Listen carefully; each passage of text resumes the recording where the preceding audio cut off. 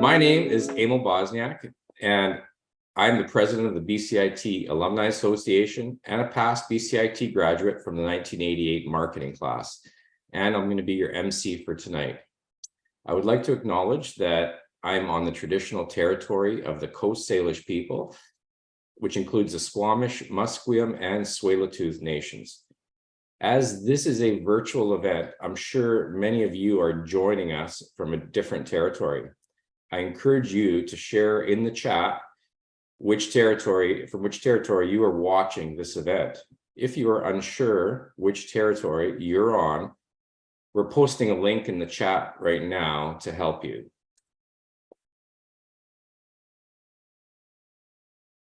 Thank you very much for sharing in that chat. It's wonderful to see so many of you joining us from different places. To begin, I'd like to review some quick housekeeping items.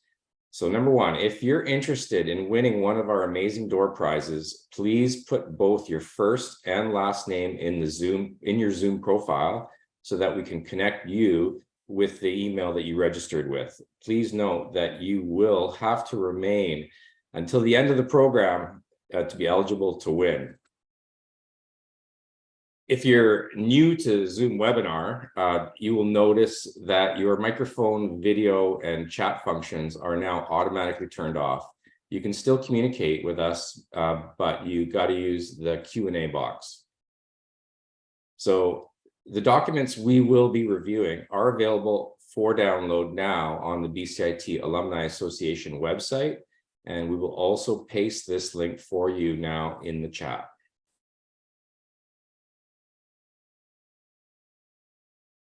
Thank you very much. So we encourage you to post about the AGM on social media.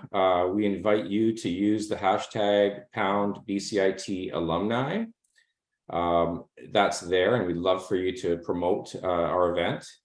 Thank you very much. We are thrilled to welcome all the alumni who have taken time out of their evening to join us. Thank you. In particular, I'd like to acknowledge a few specific groups that have joined us. They include, but not limited to, the representatives of the BCIT Board of Governors, the BCIT Honorary Doctorate recipients, the Distinguished Awards recipients, former Alumni Association directors and past presidents, the BCIT leadership team, and the BCIT Foundation, and of course, recent graduates and BCIT students. Welcome, everyone. Clapping emoji. Okay, we would also like to recognize the support of the Alumni Association's affinity partners. BMO MasterCard, our official alumni credit card offering, no fee cashback and no fee air miles. Manulife, which provides special group rates for BCIT alumni on a range of insurance options for term life, health and dental, income protection, critical illness, and travel. And also TD Insurance, which offers preferred rates to alumni on home, car, and travel insurance. These companies are critical partners with the Alumni Association. They provide essential funding for our alumni programs and events and support donations to help BCIT students in need. So if you're in need of any of the products or services our affinity partners provide, I encourage you to consider their alumni exclusive offers. And you can find links to their offers on the BCIT alumni website, which we'll share in the chat right now.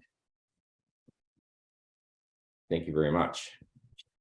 And finally, thank you to our affinity partners for generously donating the draw prizes tonight. Don't forget, you must stay to the end of this event to be eligible to win one of these exciting prizes. The winners will be drawn after the AGM is over and will be contacted in the days following, so check your inboxes. So now, before I invite BCIT Interim President Paul McCullough to share his remarks, I'd like to share a little bit about Paul. So Paul was appointed by the BCIT Board of Governors as interim president in July 2022, when former president Kathy Kinloch retired after leading BCIT for 8 years. As interim president, Paul has been a driving force behind the exciting transformation of BCIT, working with the leadership team to ensure BCIT continues to move forward and achieve its strategic goals. Previously, Paul served as vice president of BCIT Advancement, leading the team that launched the Inspire campaign, the largest fundraising campaign in BCIT's history. And under Paul's leadership, the Inspire campaign raised nearly $110 million that really enabled the reimagining of the BCIT Burnaby campus. And in the past several months alone, BCIT has celebrated the opening of the new Health Sciences Center, unveiling the new BD Plaza, which is absolutely beautiful, and proudly announced the new Concert Properties Center for Trades and Technology, the Robert Bosa Carpentry Pavilion, and the Tech Copper Innovation Hub. So Paul has been a tireless champion for the future of BCIT and for the role that our alumni, students, staff, and faculty play in empowering people, shaping BC, and inspiring global progress. Please welcome Interim President Paul McCullough. Hi, Paul. Thank you, Emil, and I hope everybody can hear me and that it is running right. It looks like it. So, Emil, sincere thanks, and thank you for that very kind introduction. And thank you to everyone for joining us today. It's always such a pleasure for me to connect with alumni at events like this and on many other occasions that I have during the year. I'd like to begin by acknowledging that BCIT is located on the traditional unceded territories of the Coast Salish people, and in particular the Musqueam, the Squamish, and the Tsleil-Waututh nations. And I say that in the context that our 5 campuses are located in these places that we should feel incredibly proud. And I ask you to just take a moment to reflect on the true privilege we have to live and work on these lands.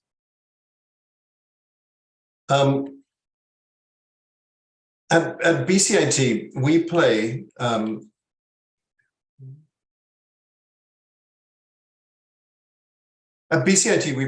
a critical role in ensuring our province has the skilled workforce required to shape and build and power our economy. And without doubt, you, our valued alumni, are an integral part of that. BCIT is the only BC post-secondary institution with a provincial mandate for strategic workforce development. And as we look to the future and the government's expectations of 1 million new jobs over the next 10 years, 80% of those are going to require some level of upskilling and retraining.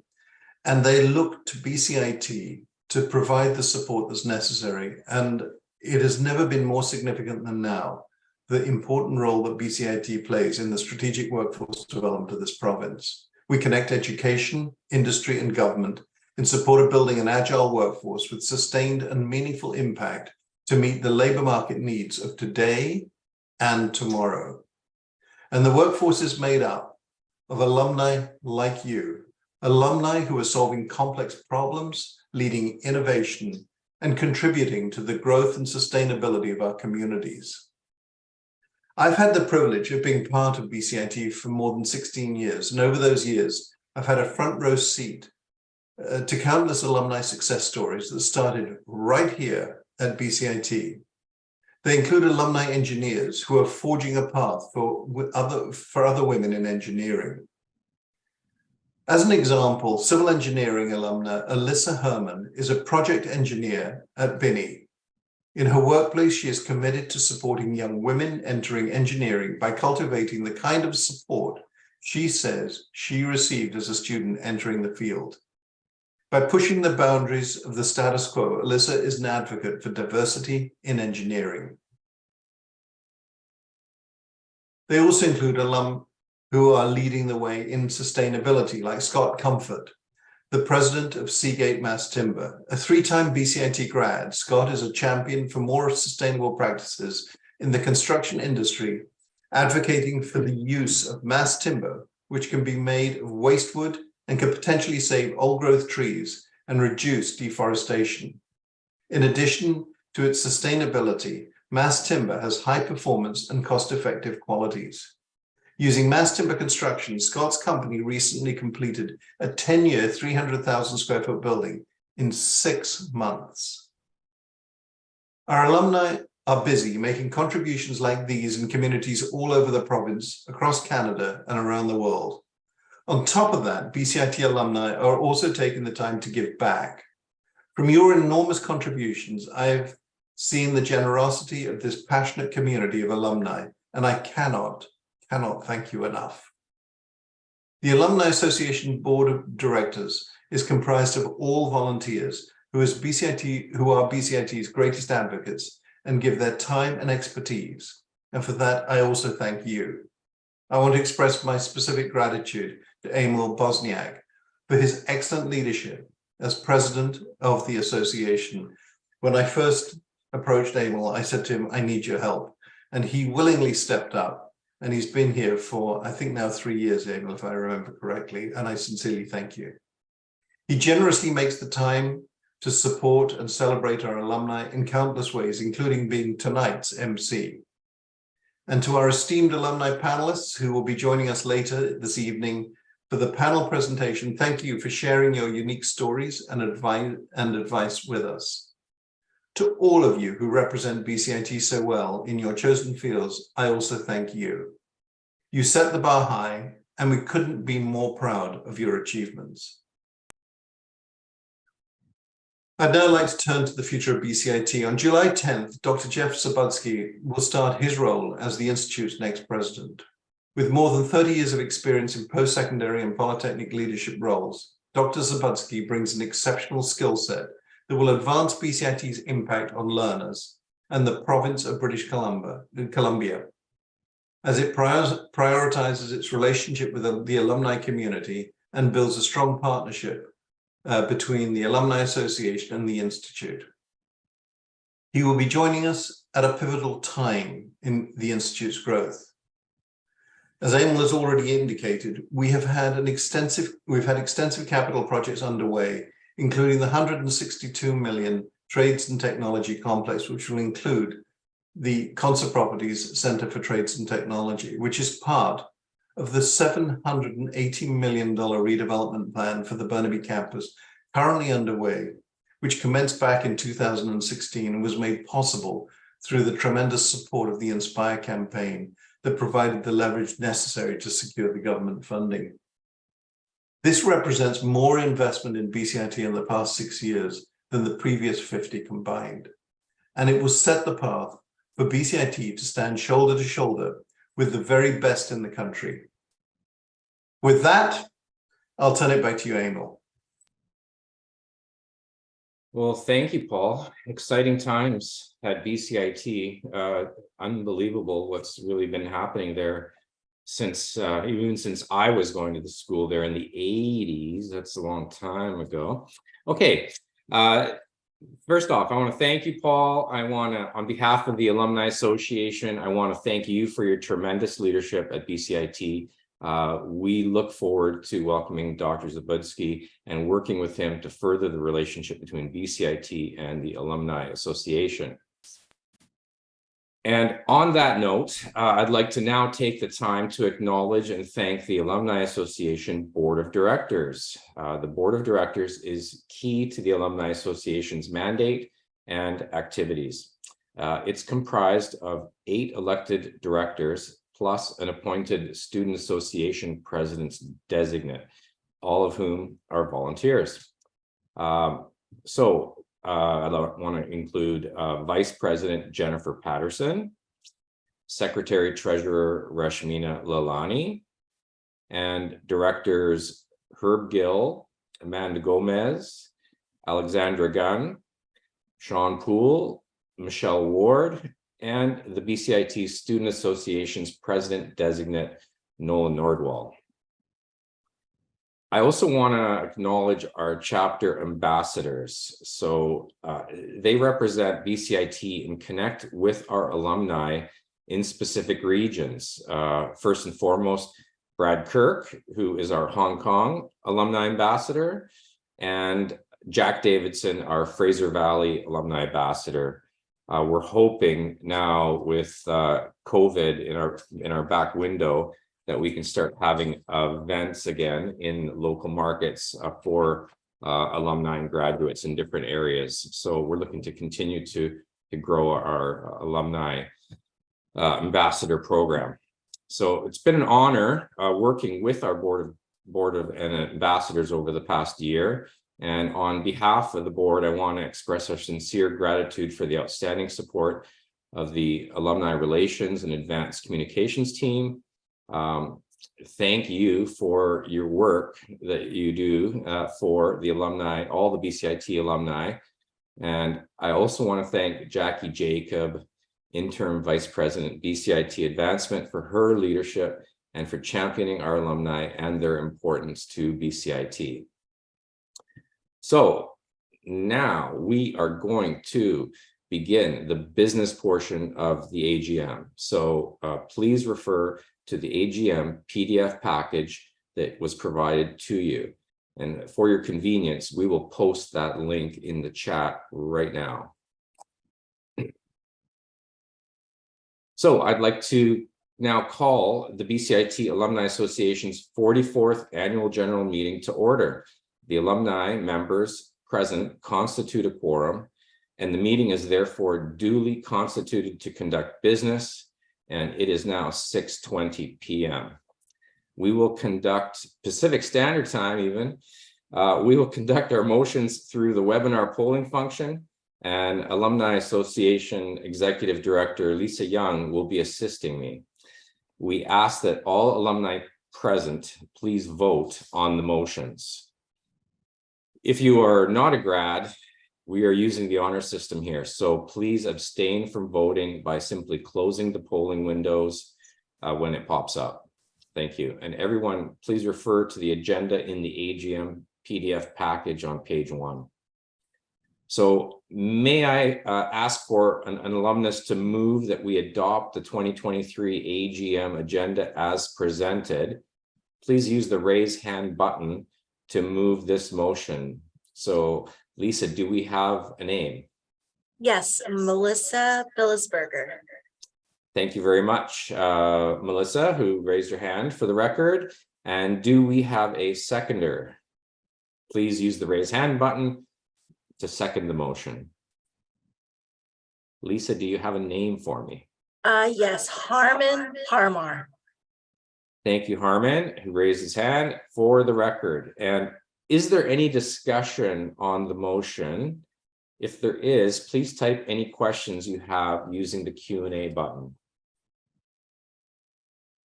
We'll give that a few seconds. And do we have any typed questions? No typed questions. Okay, please launch the poll for alumni to vote on this motion.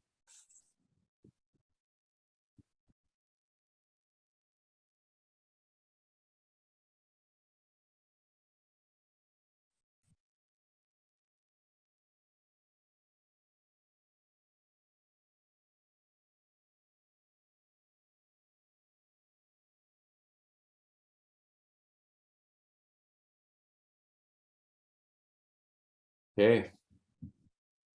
Looks good. Thank you. Motion carried. Next, please take a moment to review the minutes from the 2022 AGM on pages 2 through 6. May I ask for an alumnus to move that we adopt the 2023 AGM minutes as presented? Please use the raise hand button to move this motion. Lisa. We have Jennifer Patterson. Thank you, Jennifer. And do we have a seconder? Please use the raise hand button. Lisa, do you have a name for me? Yes, we have Sabrina Santoro. Thank you, Sabrina, who raised their hand for the record. And is there any discussion on the motion? If there is, please type any questions you have using the Q&A button. Do we have anything, any typed questions, Lisa? No questions. Okay, let's launch the poll for the alumni to vote on this motion.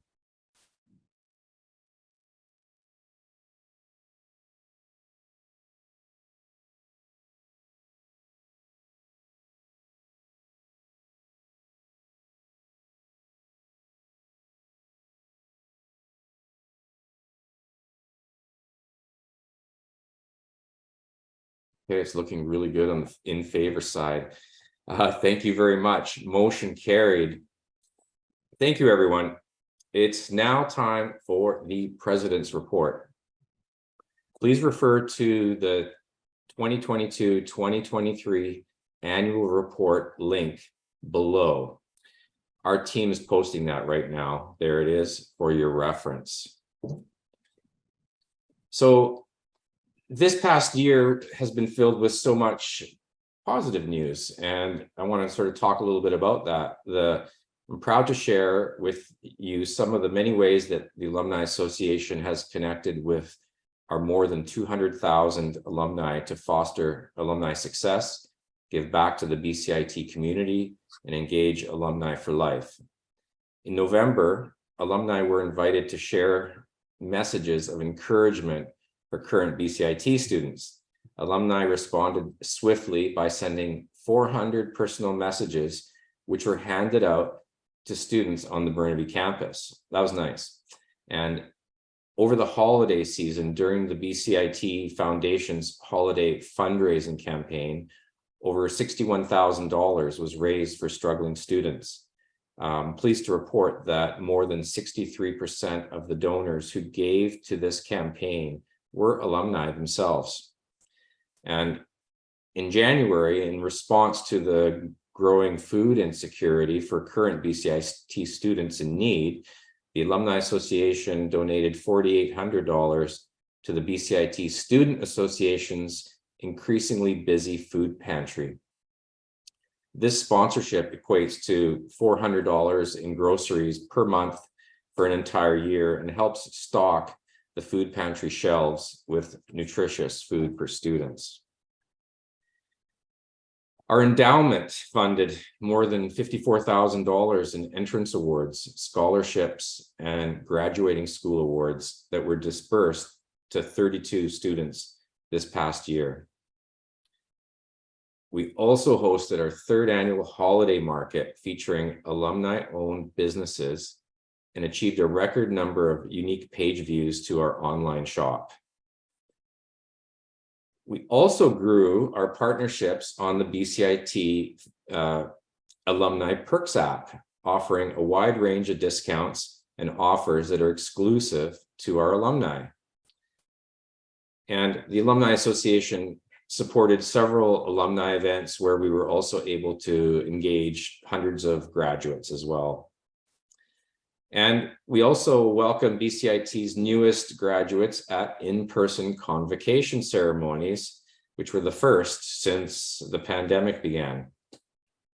And finally, across our digital channels, we published and amplified stories of several inspiring alumni who have demonstrated outstanding leadership and achievement. And that concludes the President's Report for 2022-2023. So now I would like to welcome our treasurer, Rashmina Lalani, to share her report on our financials. Go, Rashmina.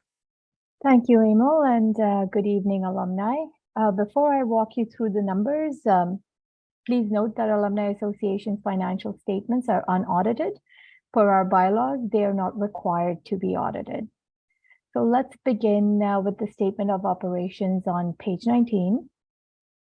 So due to the increased costs across all sectors and a decrease in revenues in 2023, we are ending the year with a deficit of around $57,616. Due to economic uncertainty and the expiration of one of our affinity partnership contracts, our revenues decreased by about 15% this year, leaving us with total revenues, including interest, of about $185,000. Our affinity partner programs are critical to the Alumni Association. They not only help fund our initiatives, events, and programs for alumni, they also enable us to donate back to BCIT and BCIT students. Thank you to all of you who have participated in the offerings of our affinity partners.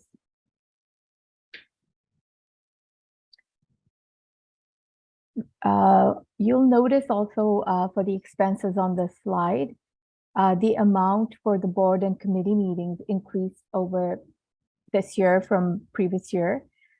This was due to the return to more in-person meetings. In the same section, you will note that we made a donation of $150,000. This represents our annual pledge payment towards our $1 million gift towards the BCIT Inspire campaign that you recently heard about from Paul as well. With increased in-person events, our sponsorship of events also increased to $24,315 when compared to last year. This other significant increase was the cost of legal and professional services. You will note that we have a low administrative overhead overall. Although it is up slightly from the past year, it continues to remain low. This is largely due to BCIT, due to the fact that BCIT generously donates in-kind services of our executive director and support from the BCIT Alumni Relations team, as well as communications, database, and financial services from BCIT Advancement. We greatly appreciate this very significant in-kind contribution to our operations and BCIT's ongoing commitment and partnership. Now let's take a look at the statement of financial position on page 18. Our total assets decreased by $45,000, giving us a balance of around $258,000. This balance is sitting in our general bank account at year end. The interest in our savings account was higher than the current GIC rates, and that's why it's still sitting in our account. That concludes my report this evening, and I want to take a moment to acknowledge my fellow Finance Committee member, Herb Gill, without whom none of this would be reviewed appropriately, and it would be a committee of one. So thank you, Herb, for always being at our meetings and contributing to the committee. So with that, I put forward the motion to approve the 2022-2023 financial statement as presented. Please use the raise hand button to move this motion. I'll just give that a moment. And Lisa, do you have a name for me? Yes, I have Grant Lockmuth. Thank you, Grant, who has raised his hand for the record. Do you have a seconder? I have Harman Parmar. Thank you, Herman, who has raised his hand as a seconder. Oh, I have Amber Bacik. As well? Oh, for a seconder? No, because we already got Herman for the seconder. The first person was Grant, correct? Yes, that's right. Oh, sorry. Yeah, so we're done. But just from the hands, I know everybody wants to first and second this motion because financial statements are cool. So that's fine, Lisa. Is there any discussion on the motion? Or any questions on what you've heard this far tonight? Do let me know if there are any questions and you may use the Q&A button to ask your questions.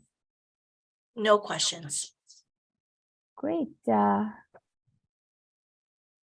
so with that, we would like to launch the alumni poll to vote on this motion.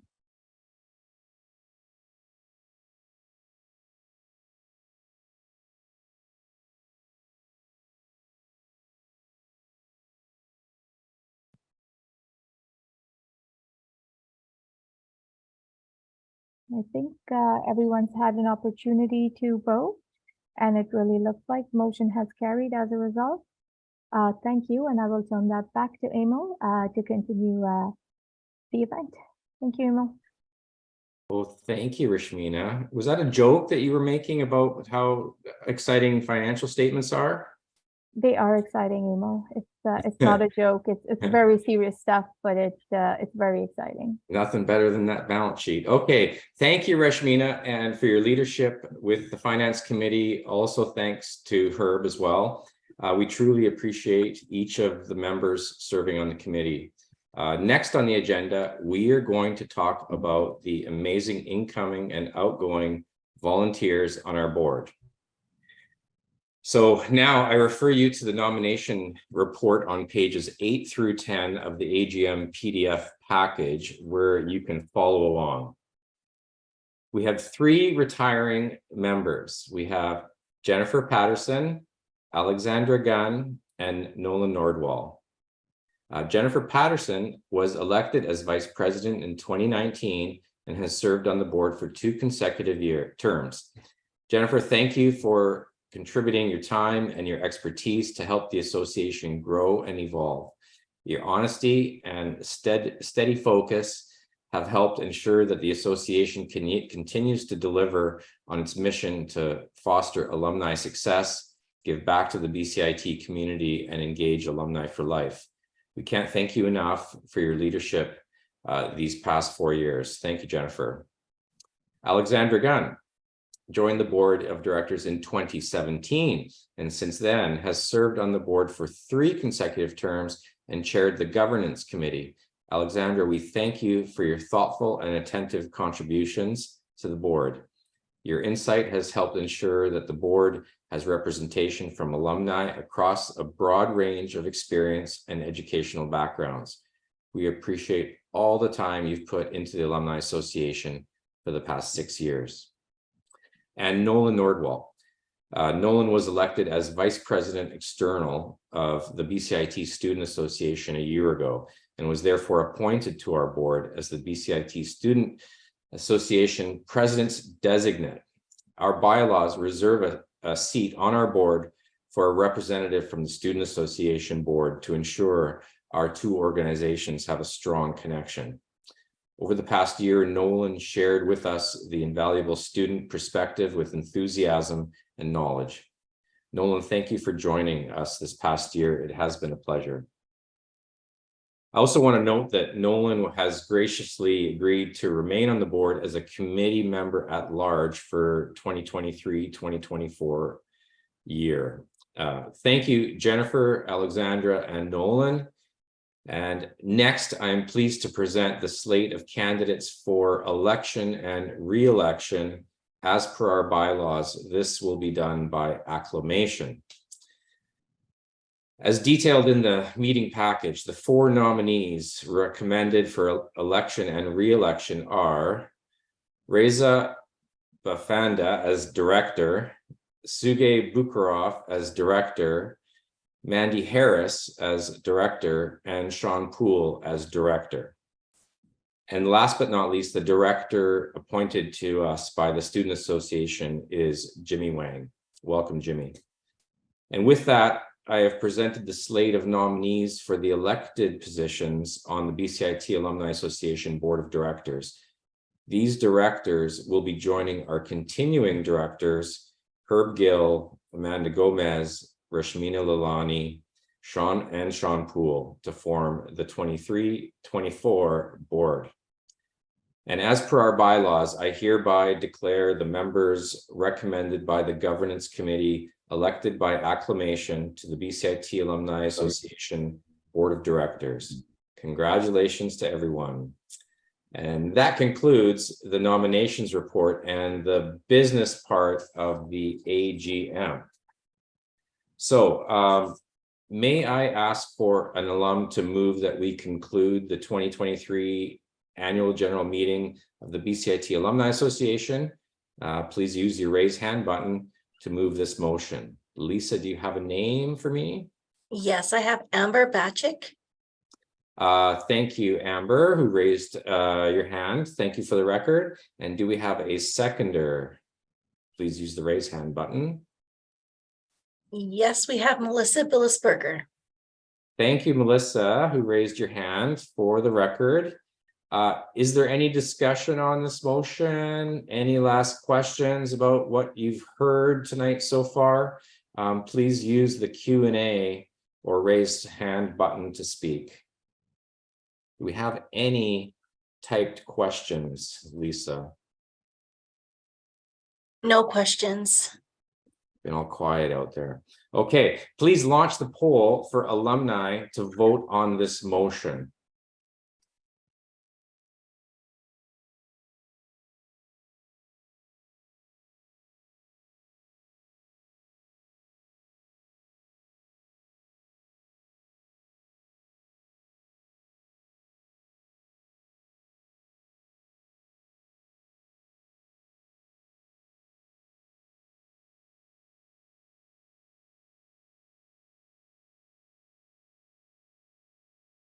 Okay, it looks like the motion has carried. Thank you, Lisa.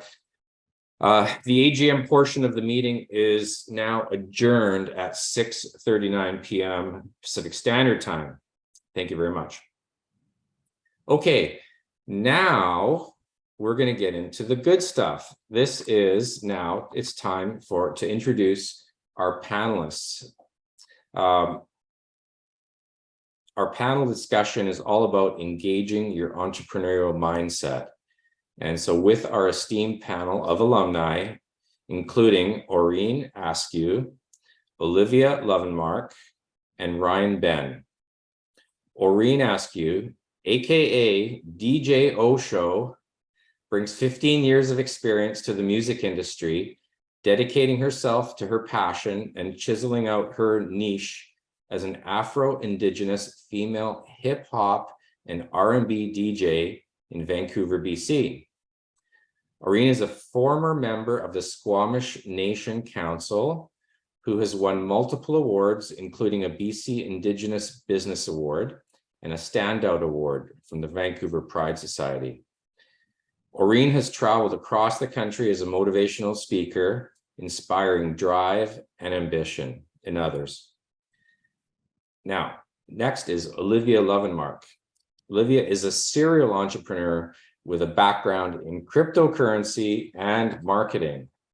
And with an eye for untapped markets, Olivia has successfully launched 2 companies, Duchess Cocktails, a premium bottled cocktail company, and Repose, a platform for members-only digital clubs built with Web3 under the hood. We're going to learn about that. She is driven by an entrepreneurial spirit and has been featured in various publications and lists, including top 30 Vancouver tech thought leaders and 9 Canadian cryptocurrency influencers worth following on Twitter. And last but not least, we got Ryan Benn. Ryan is an award-winning CEO with a demonstrated history of business and board management. He's currently the CEO of Alive Publishing Group and Canada-wide media.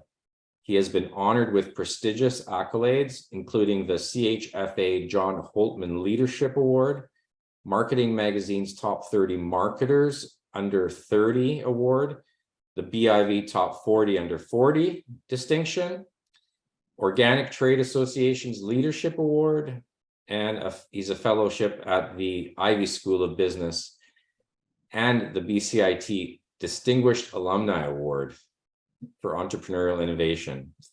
Ryan has a commitment to philanthropy and community engagement and volunteers for numerous not-for-profit boards. Thank you, Orene, Olivia, and Ryan for joining us today. And before we begin, audience, please feel free to submit any questions you may have for our panelists in the Q&A. I also want to thank everyone who submitted questions in advance, and we will do our best to ask as many of your questions as time allows, and apologize in advance if we aren't able to get to them all. So I'm going to sort of start off with Orene and then Olivia with the first question, which is, what does having an entrepreneurial mindset mean to each of you, and how do you apply this to your life? And can you share a brief example, Orene? Thank you. Hi, everyone. For me, honestly, it's little things that I learned in school that I still do to this day. whether it's, having some type of DJ Osho like merchandise on me or something so people can see. It really helped me out today because I'm currently in Winnipeg, and I was grabbing my luggage and my driver saw my Osho hat. So he knew exactly who I was. So it helps out in that way, or to have a business card on me, at least a few, every single time I go out, or it's in my wallet. So because you never know who you're going to meet. And your elevator pitch, like little things that I learned that I still continually do, just like automatically with my everyday life. Yeah, that's awesome. Olivia, can you give us a little bit of something about your entrepreneurial mindset and what that means to you and how you apply it? Yeah, I think it means being insatiably curious and certainly being willing to take chances and risk and to throw yourself sort of headfirst into something that you're really passionate about. I also believe pretty strongly that you can't wait for everything to be perfect before you get started. Perfect can really be the enemy of good, and good will take you a long way when it comes to starting a business. I also really believe strongly in not comparing your start to someone else's middle. You have to get going, and comparison is also the thief of joy, and it's going to take away that spark and that passion. And finally, I would say, if you believe strongly in an idea and you really think there's an opportunity for something, you've got to have a lot of passion and conviction in it. And I think that is a really core piece of having an entrepreneurial mindset. Even if others don't get what you're doing, you've got to keep going. That's right. Yeah. And if you believe in it, then they'll believe, potentially they're going to believe too. Okay. So we're going to move on to question number 2. And this one's for Ryan. Ryan, did your entrepreneurial mindset come naturally to you, or did you have to work at it? Thank you, Emil, and good evening, everybody. And nice to see you all, Orene and Olivia. That was really, really well answered on the first question. I'm glad I got off scot-free on not having to answer that one. But I've got actually a bit of a contradictory answer for you, Emil, right out of the gates on the first one, which is I think actually it's counterintuitive to think that anything comes easily when it comes to success in entrepreneurship. One of the, I think the pillars for a successful entrepreneur is perseverance and hard work. And to actually diminish it to being a natural characteristic or a natural trait almost diminishes the success of the entrepreneurs and the risks that they've taken and the courage that's taken to move forward. So I strongly believe that I would really question anybody's answer if they said entrepreneurship came naturally and easily to them. Yeah, it's from cutting your neighbor's lawns when you're a kid or whatever, like it can start in the at a very young age, but it show itself in a sort of a different form. But it's an initiative, right? It's some kind of drive that you have. Olivia, how about you? As far as did your an entrepreneurial mindset come naturally to you, or did you have to work at it? Okay, so yes and no. One thing that I get asked a lot is, how did you get started? How did you do it? And I think, well, it leads me to think that, folks are looking for a playbook. And specifically speaking to the alcohol space where I've launched a beverage company, there really is no playbook. In some industries there are, more so than others. And I think there's one element of an entrepreneurial mindset that can come naturally, and that is your appetite for risk. So I would totally agree with Ryan on the rest of what he said. I think, though, that I have a unnaturally high appetite for risk. I have more of an aversion to not taking risk in my life in certain capacities. And so I think if you are comfortable with the unknown, it can be easier to sort of throw yourself and investment into a concept, which can be beneficial. It can also, we've also seen plenty of entrepreneurs succeed who are a little bit more risk averse. So it's not required, but I think it's helped me. Yeah, they say if you make 10 decisions, if at least 9 of them are good, then you're okay, because you're bound to make some mistakes. And opportunity only knocks for those that are listening. So if you're trying, right, and there's no straight line. There's no straight line to success. Anybody who tells you there is, it just isn't. It's a valley of ups and downs. Orene, how about you? How did you come to being a sort of an entrepreneur, a self-made person? Yeah, it's definitely something that didn't come naturally. For me, when I first started my business, I was a very shy person, and I had mentors, luckily, who told me, if this is what you want to do, you kind of gotta get out there and pretty much sell what you're doing and how you're doing it. And that that didn't come naturally to me, but now it's a different story. I love getting in front of people. Now I'm a motivational speaker, so starting from that angle and then getting to where I'm at now, it's something you definitely have to practice, and putting yourself out there and having that vulnerability is huge. And especially nowadays in 2023, like, people love that. Like, if you look at social media, what's going on with TikTok, people want real stories and real people. So yeah, that's definitely something that I had to work at, but now I love it. Yeah, that word vulnerable, you really have to throw yourself out there and you have to be ready to fail, right? You got to be ready to fall on your face multiple times and get up and continue, right? And just sort of carry on, right? Exactly. Okay, so next question, and we're going to ask this question to Ryan. Ryan, what would you say was your biggest challenge starting out? So, I graduated in 2001 to date myself. And in 2006, I took over as CEO of a live publishing group. There's some good timing and good fortune. And I definitely recognized at that point that my experience did not stack up to a lot of my peers and my customers and those that I worked with. So, I would say that my biggest challenge was my lack of experience. And the preconceived and largely probably accurate notions that came with that from the people I was working with, for and to. I believe the best way to combat that, which I think is probably going to be the follow-on question, was through working harder than everybody else. So I earned respect not because of the experience I brought to the table or any great brilliance, which I certainly had none, but what I was able to control was how hard I worked, my energy level, my values, and I built my respect over time with that. Yeah, coming out of BCIT, one of the worst things you can get when you go to a job interview is when they say you don't have any experience, but you have to start somewhere, right? Well, and BCIT is a great place to actually where anybody who knows it, you actually can lead with an answer. I might not have experience, but I know how to work hard. That's right. That's right. Olivia, how about you? What was one of your biggest challenges? So my answer is pretty candid, and I want to be candid with this because I think there's probably some people in the audience who might relate to this. And so when I was starting Duchess Cocktails, the biggest challenge, honestly, was being taken seriously. It is, and this is a problem that shouldn't exist in 2023, but here we are. It's a male-dominated industry, and I was presenting these possible partners, these co-packers, with a drink called Duchess that was pink.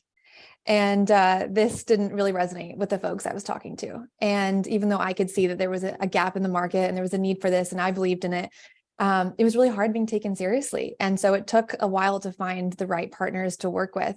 And I think, that's not specific to me or, what kind of industry you might be looking at. I think it's something that a wide range of entrepreneurs can come up against. And it's really disheartening. But it goes back to that piece about conviction and having to push through and say, I appreciate your opinion, but I'm going to love it and leave it. And I'm going to keep pursuing what I'm doing. So that was about a year and a half of sort of uphill battle to get the product launched. So it was a challenge for sure. Yeah, entrepreneurs don't like the word no, or No. It's like you don't hear it. You just keep going. They were just the wrong person. You just keep going. You know what I mean? Like, don't let it get you down. Orene, how about you? What was your biggest challenge starting out? My biggest challenge starting out, it's fairly unique. When I started my business, and you'll hear this story if you ever see one of my speeches, but when I started my business in 2012, my place was involved in a house fire. And my neighbors accidentally set fire to their townhouse, and it spread to my place. And I was sleeping at the time, and I woke up, and the only thing I thought to grab was my DJ gear. So losing, because I'm a sneaker fanatic, I lost about half my sneakers and half my clothing. So it's kind of like, where do you go from there? I just remember having a moment and thinking, I'm not made for this. Like, look what happened to me. But I've totally turned that around, and it's turned into one of my businesses, is storytelling, and telling that story about how I don't know, it was a higher power or what it was. They were just saying, you got to bring it even more. And I always say, no pun intended, but they lit the fire under me to continue what I'm doing and try to help out in my community as much as possible. So that was a huge challenge for me, is losing a lot of my stuff. I can't stress the importance of insurance, because you never know what's going to happen. But that was a big challenge when I started my business. Wow. And it's these experiences that make us who we are, right? And turn us into the people who we become over time. And so, something very, very bad like that happening, it almost in a way molds you in the future to who you are, who you will be, who you become, right? Totally. Okay, so next question. This question is for Ryan. Ryan, what is your most effective tool for turning adversity into advantage? And can you share an example or a story? I can, for sure. And Orene, just to echo what you said there, because I think it's actually really consistent with what Olivia was saying earlier too. And maybe I'll steal it for one of the answers that you just asked me for, Emil, is storytelling, and the consistency between storytelling and successful entrepreneurs. I think, like Olivia, when she said there, the adversity that she faced, she had an incredible story to tell, and that probably drove through and pushed through those barriers. And then obviously Orene is doing the same thing for a living. So it happens to be that the two businesses that I run are both storytelling businesses. So but I think there's a lot of consistency there that you'll hear between all of us. Adversity to advantage. Yeah. So there's a story that goes with that. So first, the characteristics that I think are most prevalent for me, at least, in those, and you've heard them from everybody so far, but courage is a word that'll come over and over. I think it's one of the fallback characteristics of every entrepreneur I know when it gets hard, and it gets hard all the time.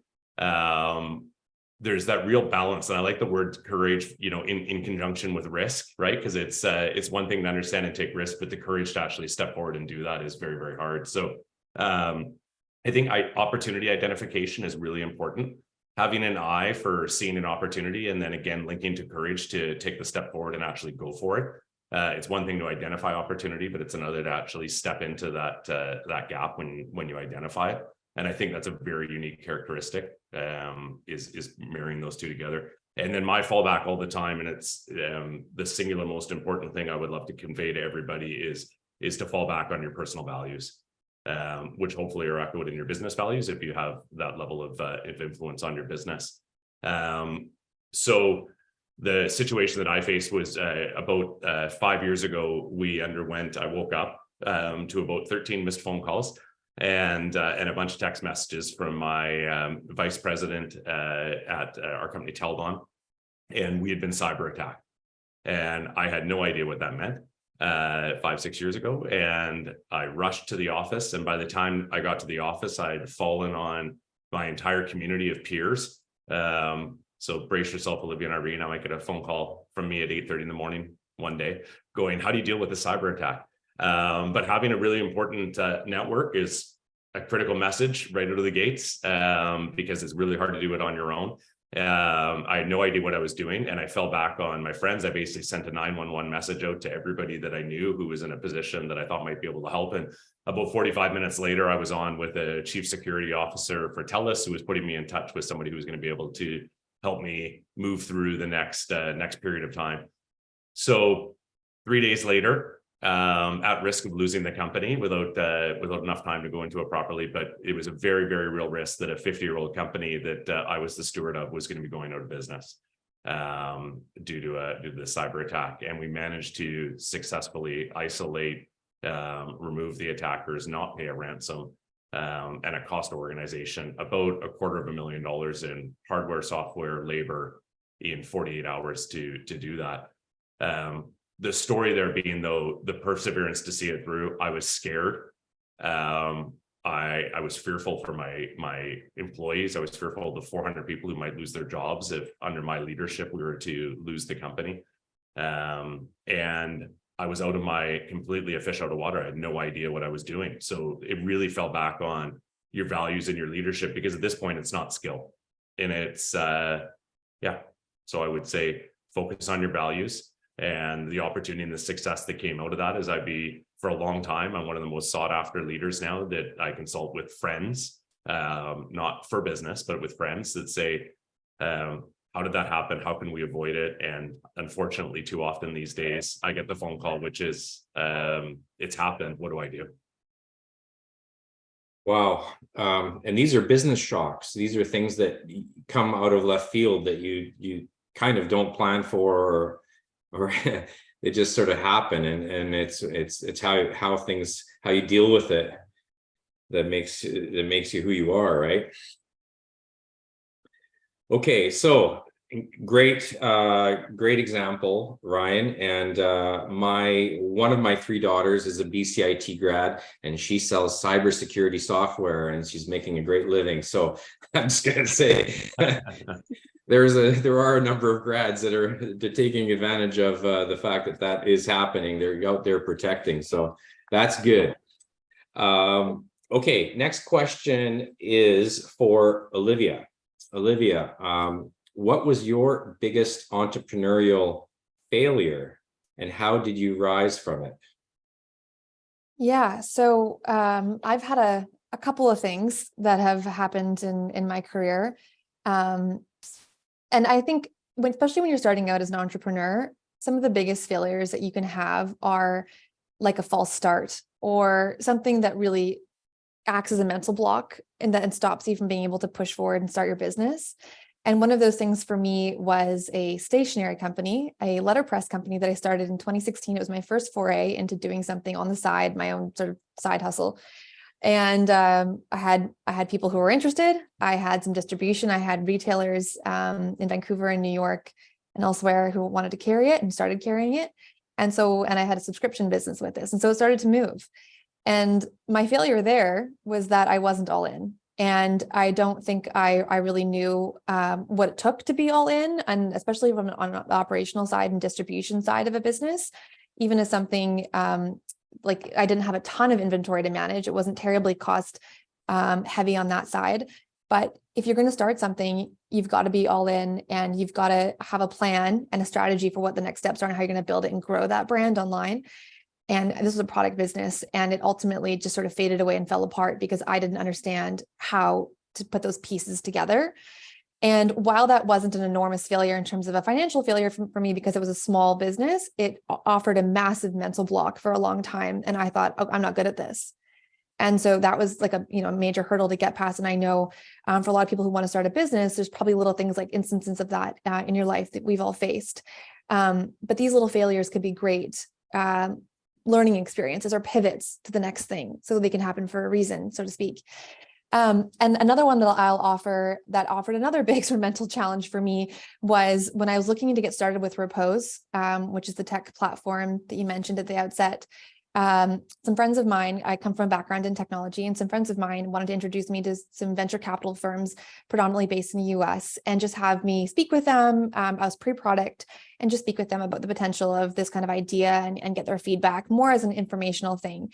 And quite frankly, they were not the right fit. They weren't at the stage that I was at pre-product. They didn't understand my target demographic. They didn't quite understand what I was trying to do with the technology that I was working with. And it was frankly, I felt like it was such a massive failure, and I wanted so much to come out of that, but it just felt like it wasn't clicking with the people I was talking to. And it was a setback for me, and it was sort of hard to move forward from that for a while. And it took some time to sort of pick myself back up and say, like, no, I still think this has some merit to it, and I'm going to push forward with it and keep going. And we've since built up the platform. I have a CTO now, and we're moving forward. But that type of thing, I think, can be massively detrimental, and you can really perceive it as failure as you're trying to move forward. And yeah. Yeah, all you got to do is meet with a bunch of VCs to find out how unhappy you can be in life. True. Thank you for sharing that story with us. Okay, the next question I'm going to ask is for Orene. And Orene, I want to ask you, like, what do you do about the naysayers or negative feedback you get in your business? Well, it doesn't happen very often. I get commended, sorry, about how positive I am. So it's like, how can you give negative feedback to somebody who's so positive all the time? It doesn't really make sense. But when it does, I go back to I saw Michelle Obama in 2019 when she was in Vancouver, and she talked about this very topic. And she said, don't read the comments, because if you read the comments, it's like going to the town hall and letting people stand in line and smack you back and forth like a couple of times. And it's so true. But the negative feedback, sometimes it's always that like one comment too. Like everyone can be so, positive and motivating. And then you just get one person that says, you know what, you really suck. And it's like, whoa, okay. I really try to take care of my mental health. Like when that happens, I definitely recommend seeing a therapist, especially if you're in politics, which I am. So as soon as I got into politics, I was seeing her, and I still see her once a week. So definitely taking care of your mental health, because I don't know, the negativity just doesn't make sense to me. And when it happens, it's hard for me to understand, but to talk about it, it makes me feel a lot better. Yeah, it almost has to be like, what's that phrase, water off a duck's back or whatever? Like, you just have to, like, all the negativity, just let it run. Just don't even fret about it, because these are just people. It's just noise. It's noise, right? Totally. Nobody knows your business like you know your business. So these are often people that come from a different perspective, right? Potentially jealous. So, you have to just move on. Okay, next question, Ryan. How do you ensure that you stand out from your competition? Me personally, or my businesses, Emil? Well, if you had to pay, obviously, personally, you wear colorful shirts to stand out. But let's say if in your business, to stand out in your business. I mean, you are your business, so it's a kind of a mixed question, right? It's how people see you is how your business is viewed as well, right? Yeah, thank you for saying that. And I think that's true. That's kind of where I was going to go with the direction of it as well. Is I'm a bit of a unique character, but I think we all are. And in order to stand out, first off, I think it's probably changed over time. So in fairness for a lot of the audience, depending on stage of career and life that they're at, it's okay to actually understand that, how you're going to stand out and how you're going to cut through the noise is probably going to evolve over time. So I'm definitely different than I am today, even in things like manner of dress and how I carry myself. It used to be, I felt deeply, and still do actually, but imposter syndrome. So it used to be a shirt and a tie every day. I really felt like I needed to dress up a level or dress the part. Now I'm most likely to be found in ripped jeans and a t-shirt. I might even be wearing shorts right now and nobody would know. So I've really defaulted now to service-based leadership. My motto in life, and certainly over the last couple of years, is to preserve joy. And I really feel like in all elements of my life, I'm really focusing on making sure that's true. And joy for me is giving to others, helping others, charitable endeavors, seeing other people grow, and also having fun. I'm extremely selfish towards making sure that I wake up with a smile every day, and I go to bed with a smile every day, and I try and create an environment that for everybody that exists in that. So you've heard me say it before, but I think it's very important is to focus on your values, your core values. I think entrepreneurship and business we're all extremely fortunate to be graduates of BCIT, having come out of Western Canada. We live in the best place in the world. And I think that we should appreciate that every day and realize that the gifts that we have in front of us. So energy would be my word, though. So I probably bring more energy to the conversation generally than I've seen with my peers and others that I work with, and I think that's what they would say, and that's how I stand out, with a lot of positive energy and a selfless attitude. Very nice. Okay, so going to throw out a question from our attendees tonight that are popping up. This one, I don't know what this means. Have you ever encountered imposter syndrome, and how do you combat that? Does anybody have an answer for that? Yeah, totally. Every day. What is imposter syndrome? I mean, I wish I didn't know, but When your best friend's trying to be you, or like, I don't get it. So when you feel like you don't belong in a room, when you feel like you don't stack up to the folks that are around you, or you don't have the same level of expertise, or you don't deserve to be there, etc. And absolutely, and sorry, I've jumped the gun here, so pardon me for going first here.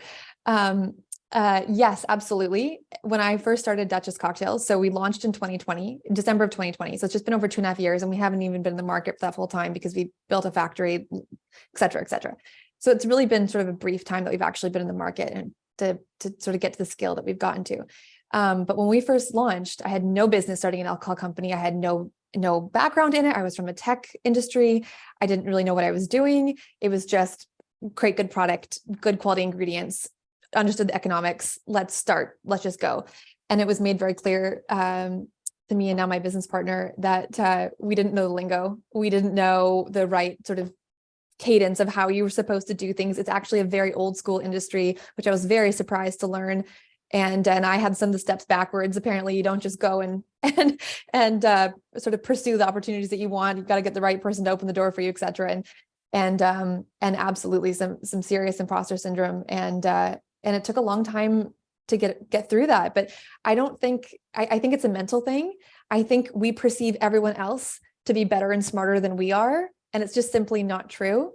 Everybody has a unique perspective, has their unique value to add, and you might have less experience in the role than the colleagues around you, but you have something very valuable and unique to offer. And once you can, I think, get that mindset, then I think the imposter syndrome starts to sort of fade away. And, if you feel like you're young in a situation where your colleagues are older, you bring a perspective for digital that they may not have, et cetera. So it just took some time for me to figure out, hey, I bring something unique to this industry, and I'm I'm here for good reason. But it took a while to get there. Ryan, do you have a comment on imposter syndrome?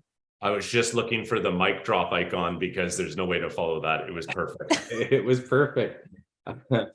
I still think that's when someone puts a mask on that's your face and they're using your credit cards. I don't know. Okay. All right. Thank you, Olivia. That was awesome. You're right. Like, you can be in a room full of professionals who've been there for 30 years in your sector, and you're the new kid on the block, so to speak. But you have ears, and you can listen, and you can learn, and you can take from what you hear from others, and you can help. You know what I mean? Like, it doesn't mean that you don't know anything. It just means that you have the most. You've the most to learn, right? In a sense, I guess. Okay. All right. Here's another question. How do you get exposure for your business when you are just starting out? What is the strategy? Maybe we'll start with Orene. Yeah, great question. For me, for DJing, I felt like I had to be everywhere doing everything so people could see, my banner. And it's interesting being a new entrepreneur. Like, I get a huge gig like the Vancouver Pride Parade. I'm like, okay, all right, I'm set. 50,000 people are going to see my logo on a float, and it's going to change my life. That's not what happened at all. My emails weren't lighting up, phone calls, or my phone wasn't ringing off the hook. I think when you're a new entrepreneur, you're kind of naive in that way, but it's a 24/7 thing. You just got to keep going and putting yourself out there. And social media has just been incredible for my business. I just basically filming everything I do and putting it out there and just showing that I'm having the best time of my life. So if you can show people that with your branding and everything that comes with it, I feel like you got to stick with it and kind of be patient too, because it's not going to happen overnight.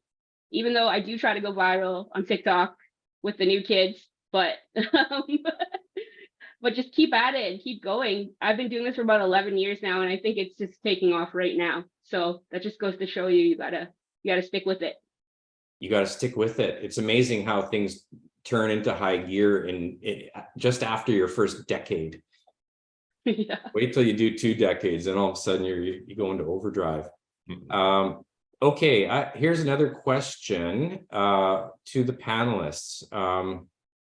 Oh, I like this one because I have an answer for this one. It says, how do you deal with opinions and negative feedback from people close to you, such as family members? How do you stay positive and determined to push through? So I'll give a quick example, because I started opening telestores back in the late 80s, 90s, 2000s. And every time I went to open a new store, I would ask my parents, what do you think? Or my family member. And they would say, don't do it. It's too risky. It's too risky. And then I would do it. And then I opened a dozen stores over a span of a decade, and it was wildly successful. It was a great, best thing I ever did. And it's just, you realize that those people are not risk takers. They're not the same person as you. And they're just cautious, and they fear that type of situation. It's uncomfortable. Ryan, how about you? What do you think about that with respect to family and close friends? Wrong family and friends, and some new ones. Sometimes you can't choose your family. Yeah, totally. Yeah, well said. Yeah, exactly. It's nothing I've experienced firsthand, so I could give an observational piece of feedback on it, but I don't know if one of the other panelists actually has firsthand experience. I certainly think that I've learned to shift my expectations on friends over time. So, old friends that I grew up with that don't bring an understanding of the world that I live in today are phenomenal friends to have, conversations with and great times with, etc. But are probably those I don't choose to engage in the conversations and solicit the feedback. And I've built friendships where one of my favorite things to do is, sit on a ski lift and unpack a business problem where I can be open and transparent about my fears, my concerns, my opportunities, and expect, unbiased, unsolicited, and honest feedback. But that's friendship. Family may be a little different. So I'm going to let that one fly for Orene and Olivia if they have any firsthand knowledge on that one. I have another question for Orene, actually, and we'll just keep moving on here. And wait a second, there was a question in the Q&A that just disappeared. Oh my gosh, there it is. How do you manage work-life balance with entrepreneurship being, holy smokes here, here we are. How do you manage work-life balance with entrepreneurship being such an involved career, Orene? In other words, I guess work-life balance is the point. Yeah, definitely. And I'll put that back to taking care of your mental health is definitely a part of it. And with my job, I get to travel a lot, and I love traveling. It kind of helps with the work-life balance too, especially when I get to travel and maybe stay a little longer and look at things I haven't seen before and things like that. But yeah, it's a struggle sometimes. Like this month is Pride Month, Indigenous History Month, and Juneteenth, and that's basically all my intersections right there. So I'm booked like every other day this month, but I really have to, I prepare all year for this time of year. So I know it's coming. I know I'm going to be busy. So I try to eat right as much as I can, especially being on the road as well, and working out when I can, and just doing things and being around people that support me and what I'm doing, and just people who actually listen Sometimes I vent a little bit, and I just have really good people around me as well. So that's what helps me with work-life balance. And do you guys keep lists like of like your top 10 things that you need to accomplish? I remember when I was younger, in my 30s and 20s, I used to make a list every day of things I need to accomplish that day. And are these things that I see Olivia, you're nodding a bit. Do you do that? Do you have a list that you need to push through in a day that you make sure you get through, or at least try to get through most of it? Who's that one too? Is that to me? Yeah.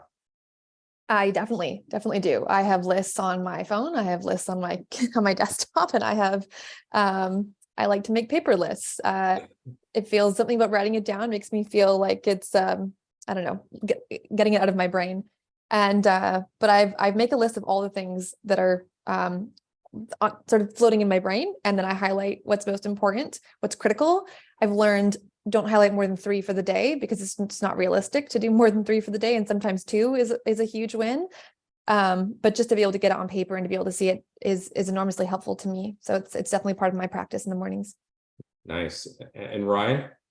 Yeah, so maybe answering both questions, and I would love to jump back to the work-life balance question if I could for just a second. Sure, go right ahead. For lists, I'm the same. It's actually how I'm a very, very simple man. Lists work really well for me. I like seeing lines go through items on my list. It's very gratifying. Feels like something's been done. You know, in oftentimes what feels like entrepreneurs, you don't feel like you're doing anything sometimes moving forward. And then I actually segue that to, I think it's everywhere. Like it starts with an annual plan where I have business, you know, personal, friends, family, maybe goals for each of those. Focus areas maybe is a better way of saying it. Things I really want to make sure I accomplish. And then same thing for, you know, then down to a month, and then down to a day, and then even out of a meeting where we're meeting like this, and I write down notes and action items coming out of it. Just leveraging off the work-life balance, because it's a bit of a pillar. It'll be a chapter in a book that nobody will ever read because I'll never write it. But I am a passionate believer that the term work-life balance is archaic, possibly taught by old people where that actually was a thing.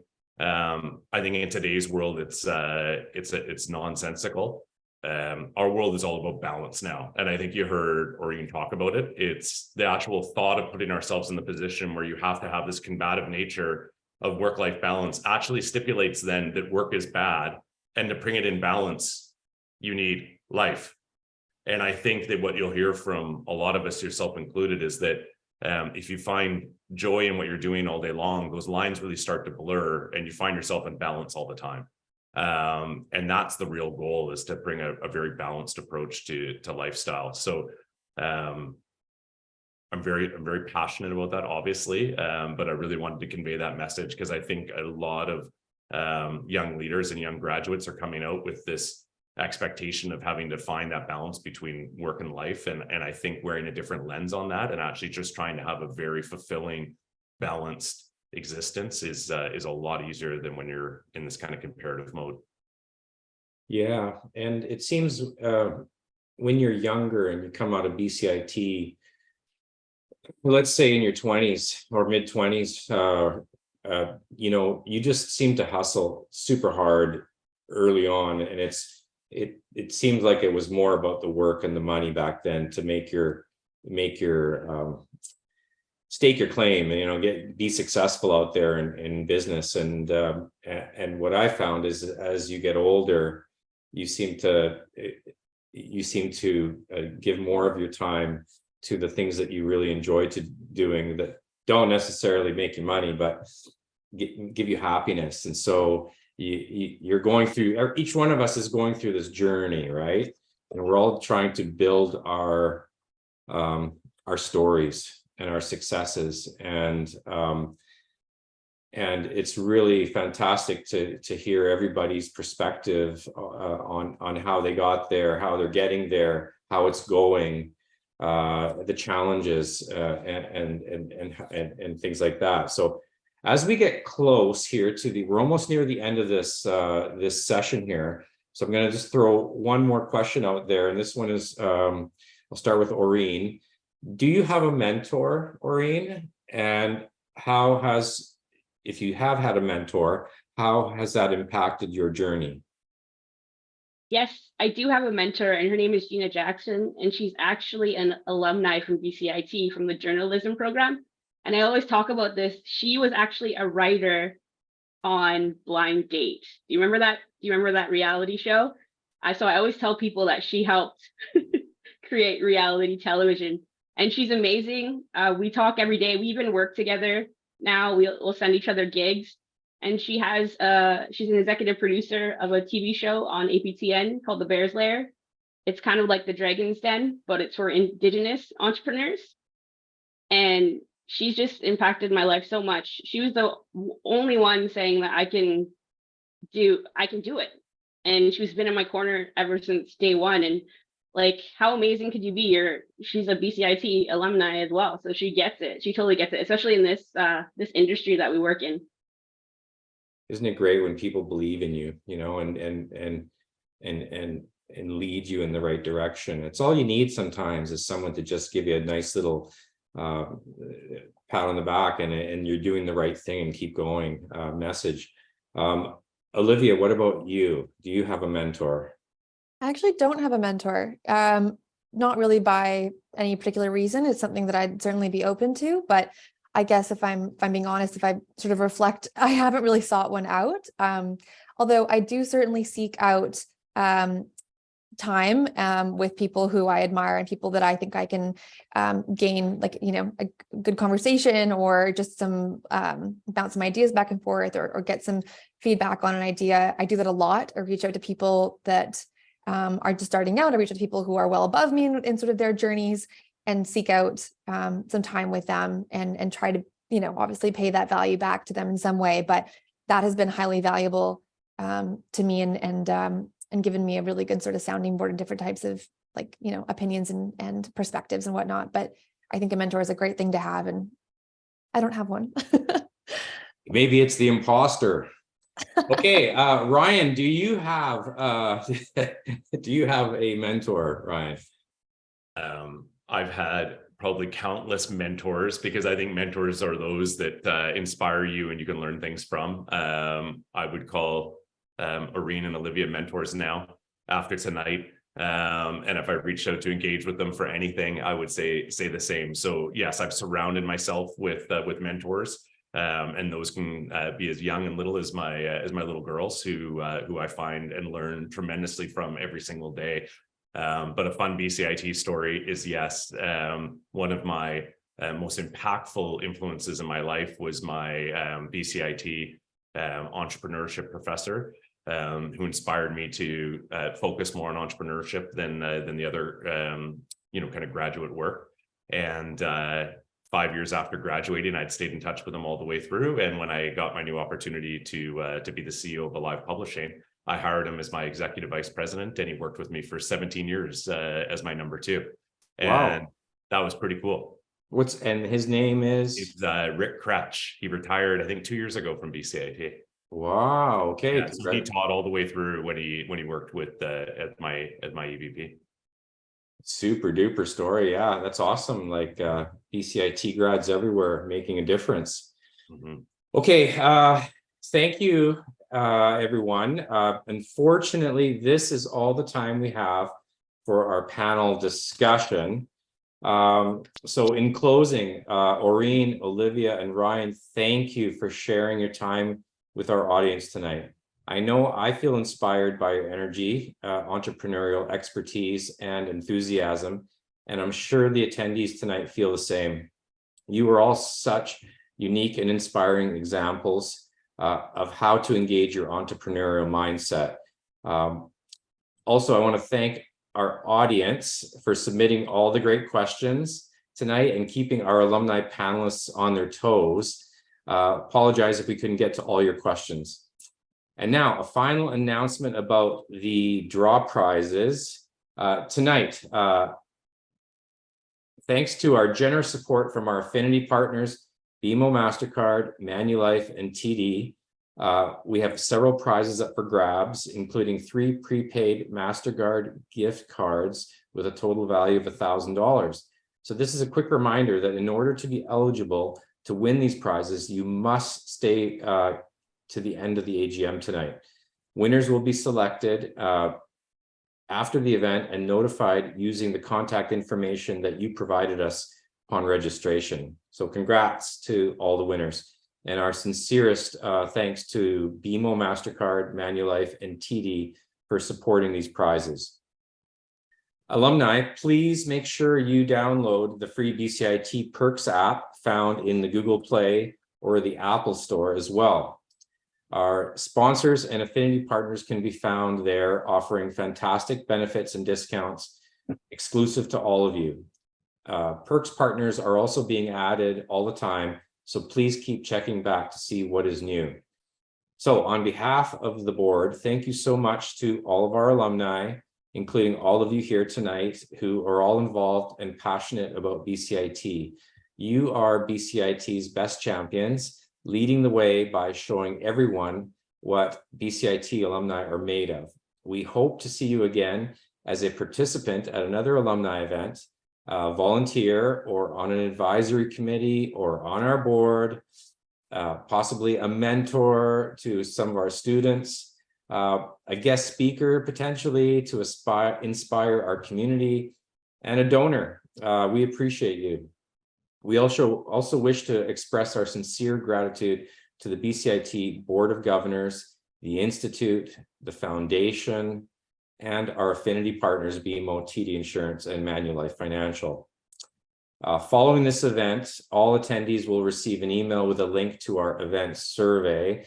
Please share your feedback and help your Alumni Association make decisions about the future alumni initiatives, events, and programs. Those who complete the survey will be eligible to win a $100 gift card.